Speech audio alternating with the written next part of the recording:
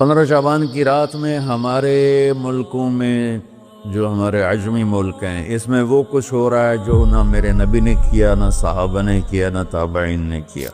عجیب و غریب عبادات گھڑ لی ہیں، عجیب و غریب اس کے اعمال بنا لیے ہیں اپنی طرف سے۔ میرے نبی نے اس رات کی فضیلت بتائی، عمل کوئی نہیں بتایا، اور کچھ علماء نے اس کے رد میں اس کا اتنا انکار کیا ہے کہ اس رات کی کوئی فضیلت ہے ہی نہیں۔ یہ بھی ٹھیک نہیں۔ اس رات کی فضیلت میں جتنی احادیث ہیں وہ ضعیف ہیں، اور حدیث پاک میں آتا ہے کہ اللہ تعالیٰ اس رات میں ساری دنیا کے لوگوں کی بخشش فرماتا ہے سوائے 5 آدمیوں کی۔ 5 کے سوا سب اہل ایمان کی بخشش ہو جاتی۔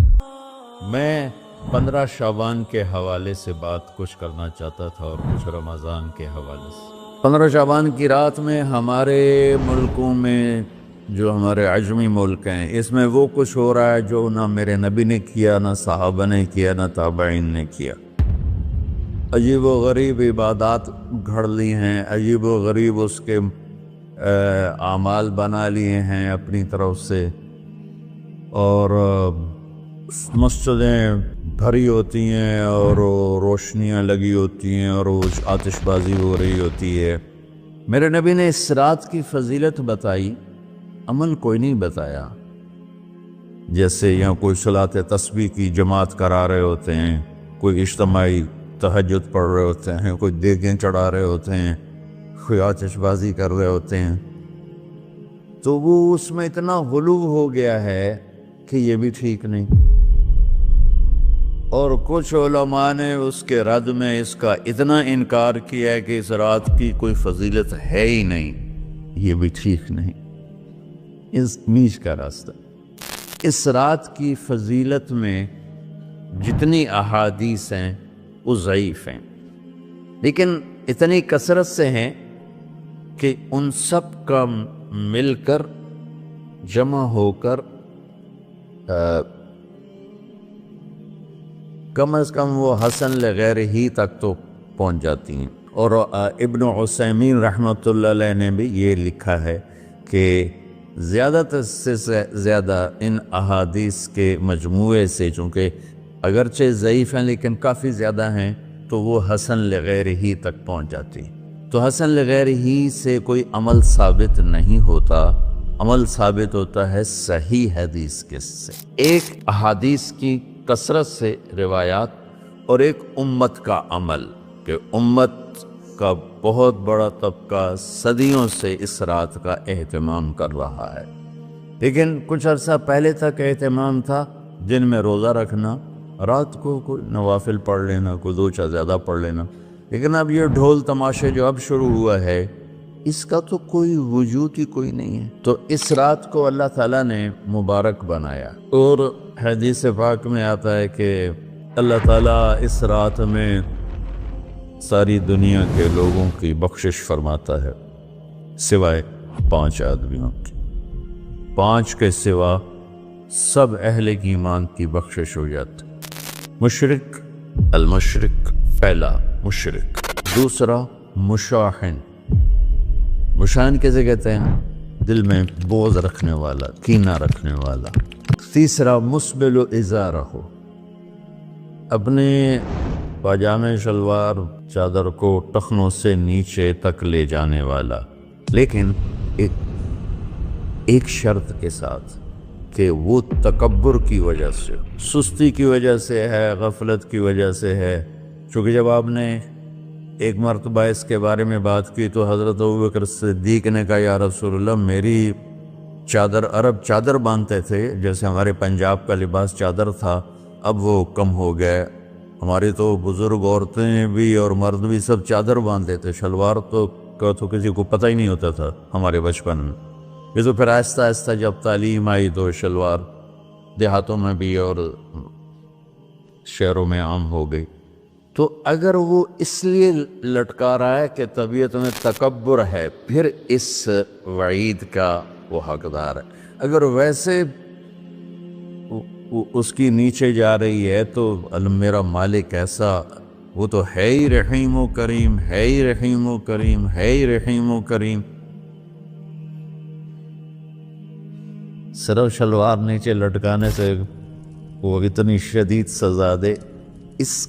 اگر اس کے پیچھے تکبر ہے، پھر ہے، یہ تکبر نہیں ہے تو انشاءاللہ وہ اس سے محفوظ ہوگا۔ تو اپنی چادر کو لٹکانے والا، لیکن بشرط تکبر۔ کتنے ہو گئے؟ 3۔ عاق لوالدیہ، ماں باپ کا نافرمان۔ نافرمان ایسا کہ دکھ دینے والا۔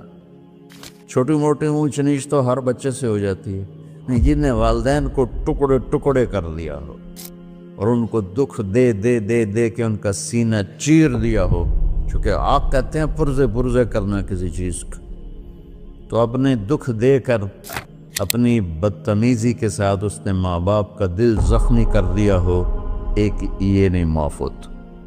5واں مدمن خمر، مسلسل شراب پینے والا، مستقل جو شراب کا عادی ہو۔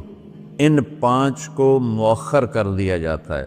معافی نہیں ہونے کا مطلب یہ نہیں کہ اللہ تعالیٰ کبھی معاف نہیں کرے گا۔ معافی نہ ہونے کا مطلب یہ ہے کہ یہ 5 ایسے گناہ ہیں کہ اس کی وجہ سے بخشش رک جاتی ہے۔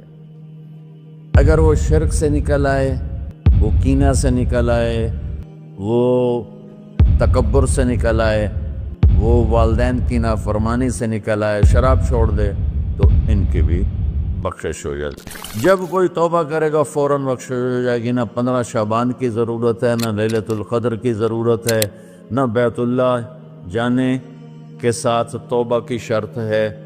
جہاں بھی وہ بیٹھ کے توبہ کرے گا، جس لمحے میں کرے گا، اسی وقت اس کی توبہ قبول ہوگی اور اللہ اس کے پچھلے سارے گناہوں کو معاف فرما دے۔ دن کا روزہ، رات کا قیام، زیادہ زیادہ قیام سے مراد نوافل ہیں، کوئی گھر میں پڑھ لے، کوئی مسجد میں پڑھ لے۔ نوافل، نفلی عبادات گھر میں ہی افضل ہوتی ہیں۔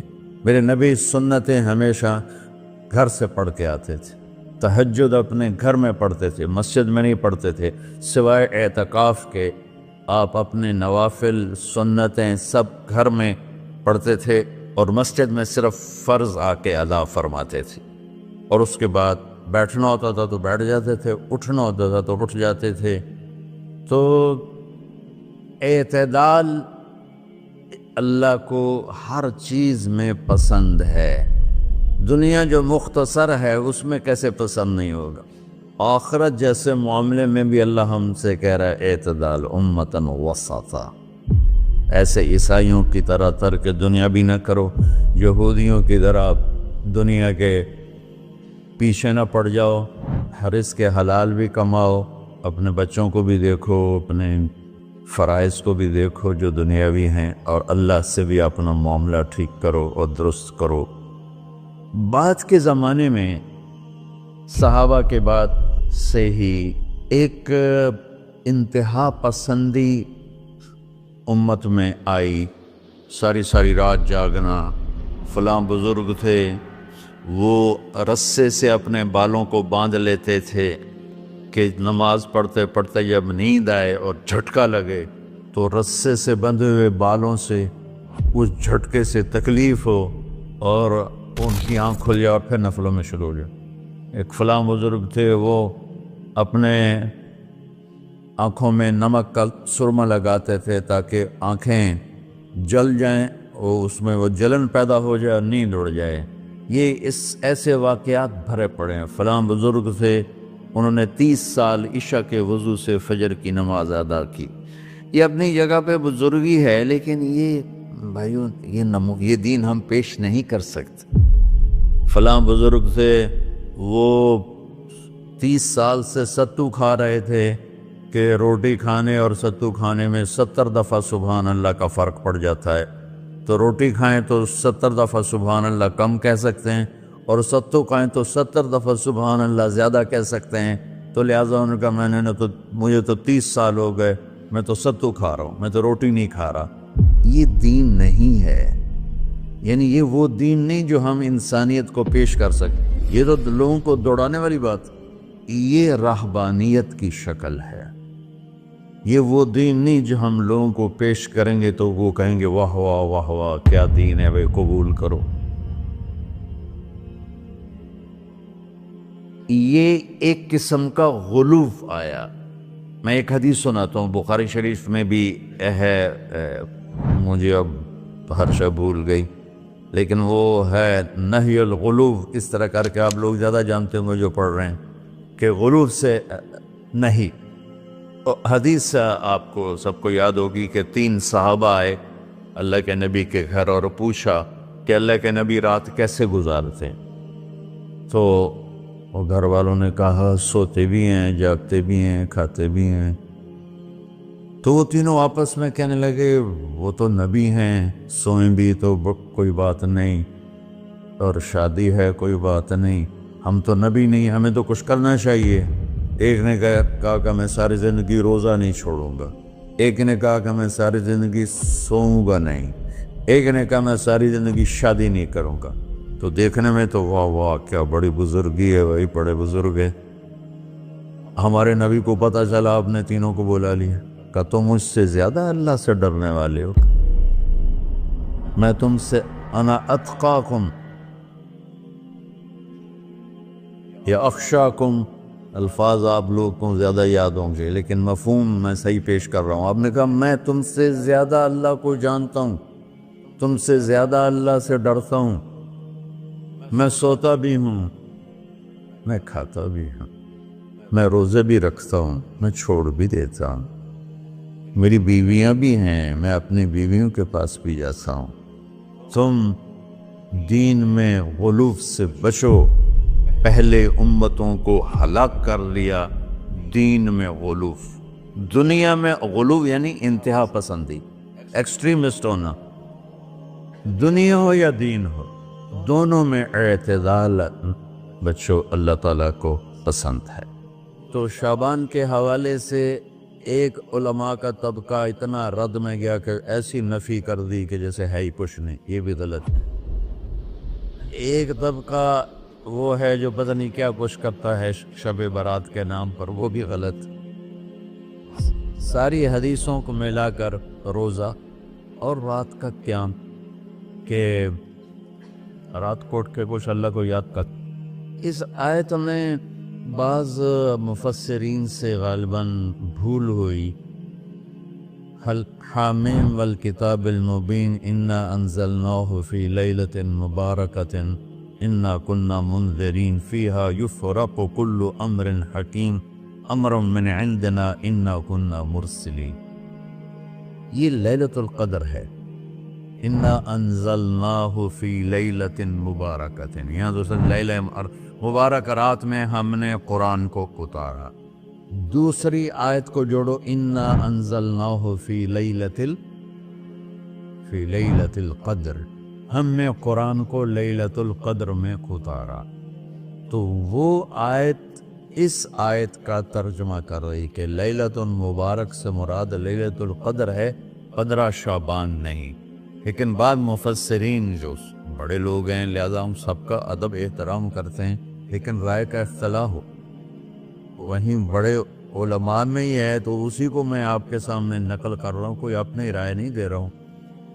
تو ان سے یہ صاف ہو گیا کہ انہوں نے اس کو 15 شعبان بنا دیا۔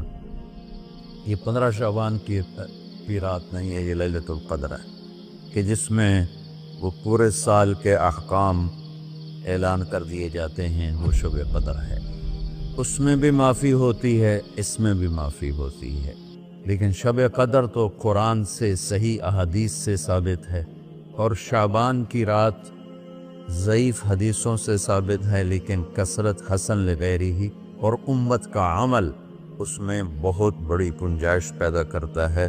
تو جو بچہ روزہ رکھنا چاہے ضرور رکھے، جو رات کو اٹھنا چاہے ضرور اٹھے، لیکن وہ کتنا نہ اٹھے کہ صبح سبق میں سویا پڑا ہو۔ تو ایسی عبادت نہیں چاہیے کہ آپ اپنے طلب علم جو فرض ہے اس میں آپ سوئے پڑے ہوں، تو تمہارے خوراکوں سے سبق بھی متاثر ہو رہا ہو۔ تو اعتدال بچوں، ہر چیز میں اعتدال۔ تو اس میں یہ جو 5 ہیں، ایک مشرک، ایک مشاہن۔ مشاہن کون ہے؟ جو دل میں کینہ بغض رکھتا۔ اب میں کہاں سے آنسو لاؤں اس بات پر رونے کے لیے کہ ایک تو دنیا داروں کا بغض کینہ ہے آپس کی لڑائیوں سے، لیکن یہ جو دیندار ایک دوسرے سے بغض، اس قدر بغض رکھتے ہیں کہ کافر بنائے بیٹھے ہیں، ایک دوسرے کو سلام کا جواب نہیں دیتے، جنازے میں نہیں شریک ہوتے۔ اس کا جرم واپس جاتا ہے تاجروں کو نہیں، حکمرانوں کو نہیں، خطیبوں، نادان، ہر خطیب نہیں، نادان خطیبوں کو، جو ہر مکتبہ فکر میں موجود ہیں، جو اس شدت کے ساتھ اوروں کی نفی کرتے ہیں اور اپنے آپ کو صحیح کہتے ہیں کہ جیسے باقی سب جہنمی ہیں، سب کافر ہیں، اور صرف ہم ہی صحیح ہیں اور ہم ہی جنت میں جائیں گے اور کوئی جنت میں نہیں جائے گا۔ تو جو کہ اس میڈیا کے ذریعے سے بہت سی امت سن رہی ہے، تو میں دیکھو بچوں ہاتھ جوڑتا ہوں اللہ کے واسطے، دین پیش کرنا، کافر کافر کے نعرے مت لگانا، اور یہ کافر وہ کافر، یہ کافر وہ کافر۔ اللہ بڑا کریم۔